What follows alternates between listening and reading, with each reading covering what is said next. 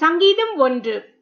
துன்மார்க்கனுடைய ஆலோசனையில் நடவாமலும் பாவிகளுடைய வழியில் நில்லாமலும் பரியாசக்காரர் உட்காரும் இடத்தில் உட்காராமலும் கர்த்தருடைய வேதத்தில் பிரியமாயிருந்து இரவும் பகலும் அவருடைய வேதத்தில் தியானமாயிருக்கிற மனுஷன் பாக்கியவான்.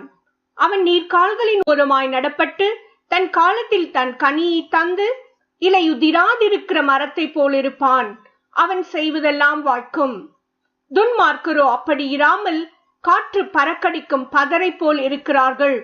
ஆகையால் துன்மார்க்கர் நியாய தீர்ப்பிலும் பாவிகள் நீதிமான்களின் சபையிலும் நிலை நிற்பதில்லை. கர்த்தர் நீதிமான்களின் வழியை அறிந்திருக்கிறார், துன்மார்க்கரின் வழியோ அழியும்.